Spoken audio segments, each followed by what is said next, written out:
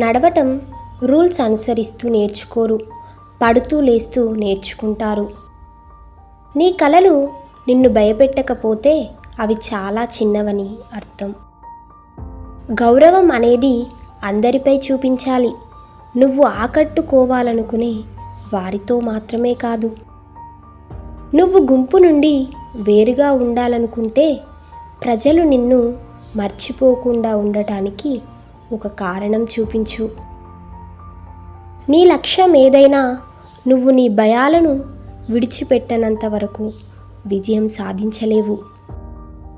నీ వైఫల్యాలను చూసి సిగ్గుపడకు, వాటి నుండి నేర్చుకొని మళ్ళీ ప్రారంభించు.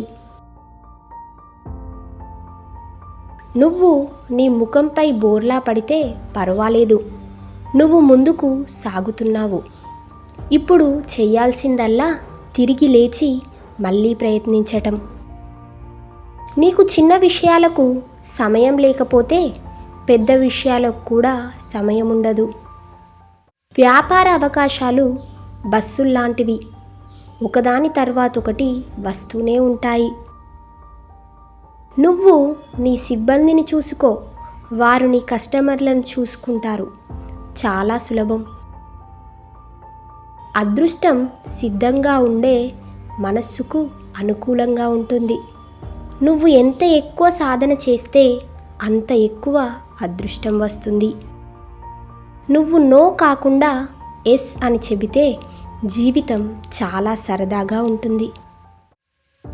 దయచేసి మర్యాదగా ఉండు.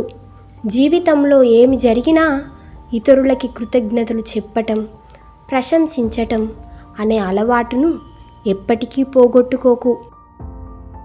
నీతో పాటు ఈ ప్రపంచానికి కూడా మేలు జరిగే విధంగా నీ ప్యాషన్ని ఫాలో అవ్వు. అదే నీ జీవితంలో నువ్వు చేయగలిగే అతి గొప్ప విషయం.